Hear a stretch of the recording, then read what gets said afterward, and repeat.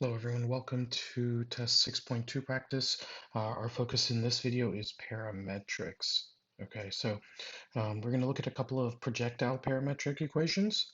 There is a little bit of a reminder on this worksheet with it that the equations for a parametric can be found right there up at the top. Okay, so in case you forgot what they were, they are there available for you. Okay. Our first question, we have a golf ball that's hit at an angle of 42 degrees, and we have a velocity of 90 feet per second. Okay, so our first goal is going to be let's set up the parametric equations for both the horizontal x movement and the vertical y movement. So if we fill in the equations based off of what was given to us, we can see that the x based off of time is going to be that 90 feet per second times cosine of the angle 42 degrees, and of course times t.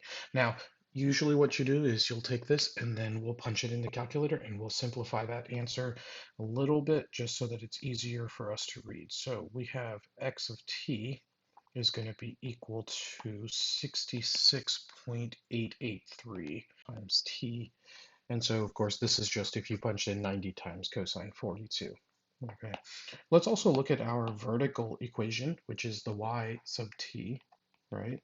So this is going to be a little more of a complex equation, but let's fill in the numbers that we know. -1/2, g is 32 feet per second. So in physics, you'll commonly see it written as 9.8.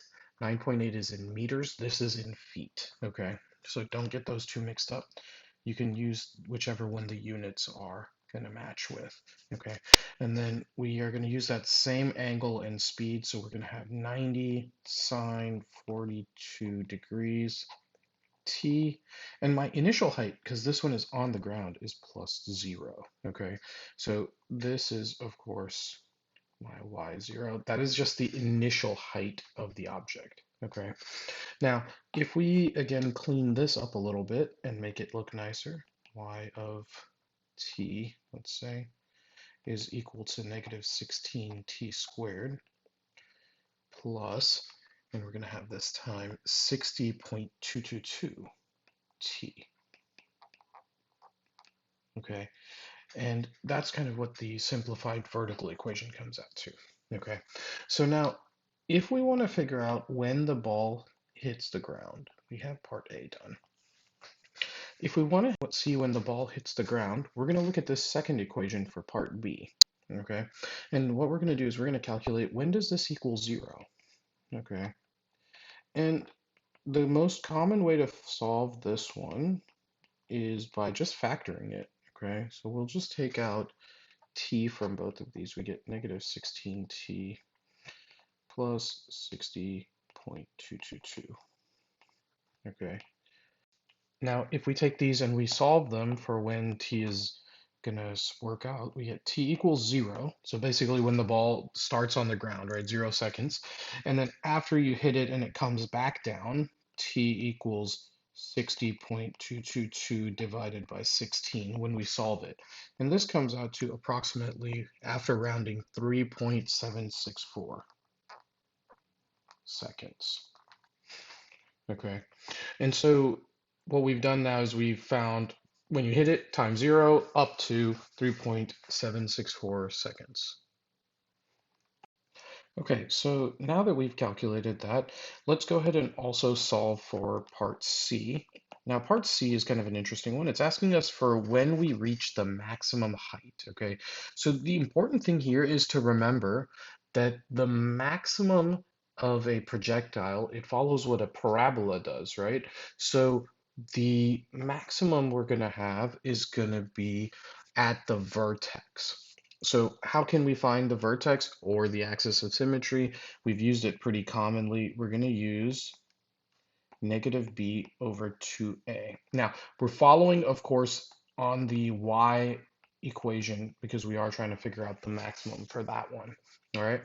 So if we think about it, a is going to be -16 and b is going to be that 60.222. Okay, so if we fill these in, we will be able to solve for our maximum time. And so we get something like this, 60.222 over negative 2 times 16.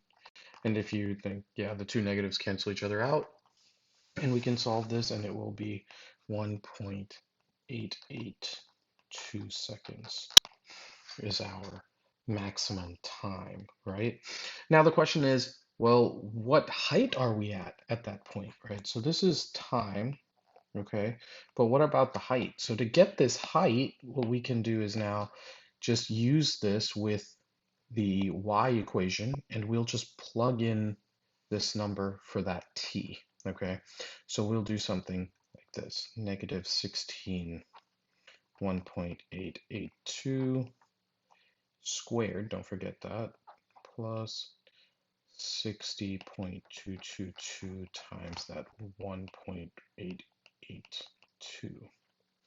Okay, now if we punch this in, we can calculate what our height is going to be, and we should find that it is going to be 56.667 feet in the air. So when do you reach your maximum? 1.882 seconds. You are at a height of 56.667 feet. Okay, so now let's solve for part D. Now part D asks, well, how far does the ball go when it hits the ground? Okay, so what we're going to say is we know that the ball hits the ground at the time that we solved for in part B, okay, which was that 3.764 seconds, okay? So in part D, what I'm going to do is I'm going to plug in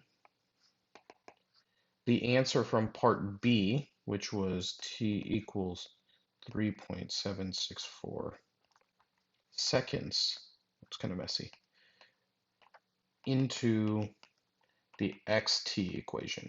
So the xt, again, remember, measures the horizontal distance we're going to travel. So by plugging this in, now we've got suddenly the distance that we are going to travel. So let's plug this in. It's going to be 66.883 times 3.764. Okay, and remember, this is that x sub t equation. And if we plug this in, we will find that it is 251.748 feet for part D.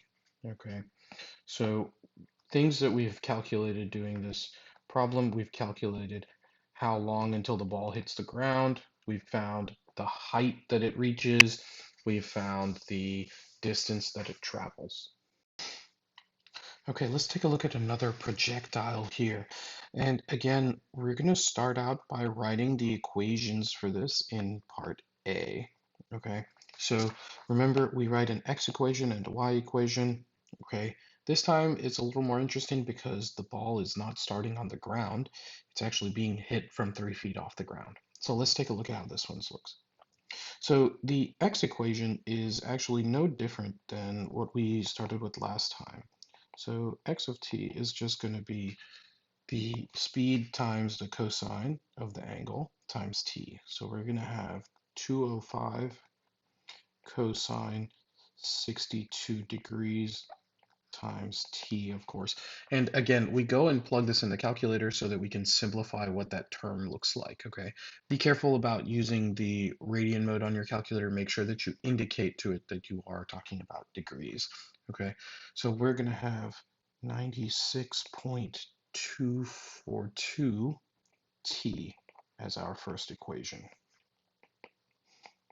And again, this is our horizontal equation. It will calculate our horizontal distance. Let's do the same thing with our y equation. The y equation is a little more intricate, right? Negative 1/2. This time, still gravity 32, since we're talking about feet, plus 205 sine 62 degrees times t plus 3. Remember, the 3 is your starting height. That's that y0. Okay, and again, we're going to kind of sit here and simplify our terms down a little bit. You should get that same negative 16t to lead out. So y of t equals negative 16t squared, okay, plus 181.004 t plus 3. Okay, so we have this equation, and part B asks us the same thing. How long until the ball hits the ground, right? So we have part A done.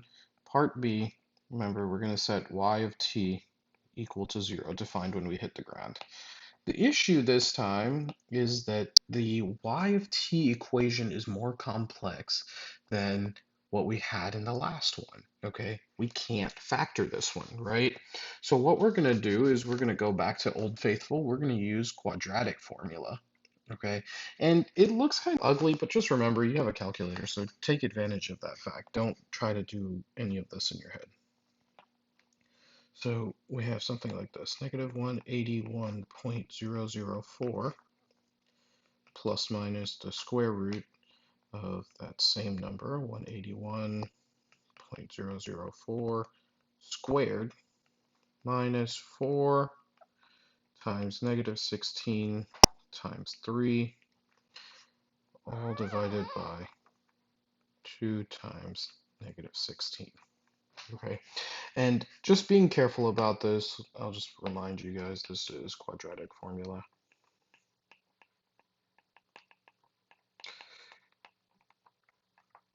When you plug this in your calculator, remember it doesn't take plus minus arguments well, so you're going to have to put it in twice, as one as a positive and one as a negative. Okay. Now, I'm going to tell you that the negative answer for us is not really viable. That would literally be, well, how high is the ball before you hit it? Okay, that scenario is completely different, and we can't really qualify that with the same equation. Okay, so you should get, when you solve this, t equals negative 0.017 seconds, and t equals 11.329 seconds. Okay, and what we're going to do is, for the sake of the rest of this exercise, this answer is completely invalid. Okay, so we're only going to use this positive answer for our problem. So part C is again asking us, can we calculate our distance for this? Okay, and so part C, we're asking what is the distance for that point that we just calculated, the 11.329 seconds. Okay, and basically we're just going back to that equation we came up with in part A, and we're just going to plug it in. So we have 96.242 times 11.329 seconds, and we get our distance comes out to 1090.326 feet, and that is our distance traveled by the ball. Okay, so now we've solved parts A, B, and C. Let's go ahead and also solve for part D. So part D is an interesting one. It asks us, hey, what would happen if there's a 10-foot fence 250 feet away from the batter? Okay, so this is kind of a two-parter. The question is, can we get over that fence? Well, first we have to figure out how long does it take the ball to reach that fence? And then once we figured that out, we'll use that time to figure out the height. Okay, so we're going to start from, in question D, we're going to start with our x sub t equation, and we're going to say it equals to the 250 feet that we are away from the fence. So 96.242 t. And the first thing I'm going to do is I'm going to solve for t. So basically we'll just divide that 96.242. So by doing this, we will find the time to travel that distance. So 250 over 96.242 is approximately 2.598 seconds. Okay, and now what we'll do is we'll use that time, and we're just going to plug it back in again into our y equation. So let's take this, and we're going to do what is the height when we plug this in. So negative 16 2.598 squared plus 181.004 times that same number, 2.598, and of course plus 3 at the end. And if we plug that in, our height is going to be 365.217 feet. Okay.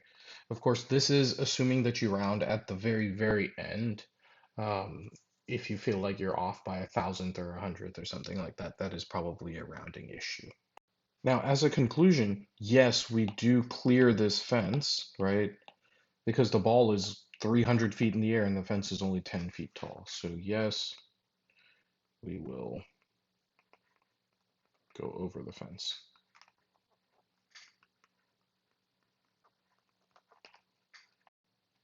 Let's take a look at another parametric here. This one's a little more straightforward than the projectile questions. It's just saying, what's the slope of this line?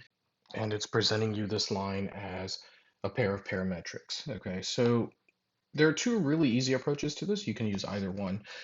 One method to do this is just, let's take away the parameter and turn it into a rectangular equation. So x equals 5 minus 2t. I find it's easier to start from x, but it doesn't really matter. Let's shuffle this around a little bit. So x minus 5 equals negative 2t, and then divide by negative 2. So we get something like this. Negative x over 2 plus 5 over 2 equals t. Okay, so note I just divided by negative 2.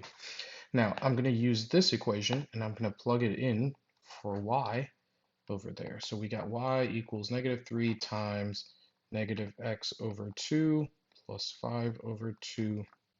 And if we simplify this, we get something like this. Negative 3 over 2x plus 5 over 2. And of course, you can tell this is already mx plus b. So my slope, m, is negative 3 over 2. Okay. Now, there is another approach to this. We don't have to deparameterize this. We could also do this another way. So this is my second method. So what if we just plug in a couple of numbers for t, and by doing so, we could find points, and we know how to find the slope between 2 points. As long as this is a line, we could do that. So for example, let's use t equals 1, and we could even do something like t equals 0. Okay, but you could pick any two numbers for t. Okay, now if you just go and plug this in, you get x equals 5 minus 2 times 1. Okay, and that just comes out to 3, and y equals negative 3 times 1, or just negative 3. So we get this coordinate. We have 3 comma negative 3. Well, what about if we plug in 0? Well, if we plug in 0, we get 5 minus 2 times 0, which is just 5, and we get y equals negative 3 times 0, which is 0. So we get another coordinate, which is 5 comma 0. Well, you could just find the slope of this, and what we'd find is this. We'd say negative 3 minus 0 over 3 minus 5, and we'd end up with 3 over 2, which is again the slope. And that's just a different approach, but we end up with the same result as what we did the other way. Okay, so one final practice here with some parametrics. In this one, they presented us two different parametric sets, and we're asked, do these equations intersect? So there are, again, multiple approaches to this. In this case, I'm only going to show you one, but there are multiple ways to approach this, okay? I'm just going to start from turning these into their rectangular forms, okay? So first, let's solve this one for t on that x equation. So I'm going to say, hey, this is x equals 2 minus 3t, x minus 2 equals negative 3t, and divide by negative 3. So I'll write it as a fraction. Negative 1/3 x plus 2 over 3 is equal to t. Okay, and I'm going to sub this back in to my y equation. Y equals 7 minus 6 times t, and I'm just going to use what we just solved in that spot. 3rd x plus 2/3. And we get something like this when we simplify it. 7 plus 2x and then minus 4. And basically you end up with a line that looks like this, 2x plus 3. Okay, so this is my equation for this line. Okay, and let's do something similar on the opposite side. So this one's been easier. X equals t minus 1. Therefore, x plus 1 is equal to t, right?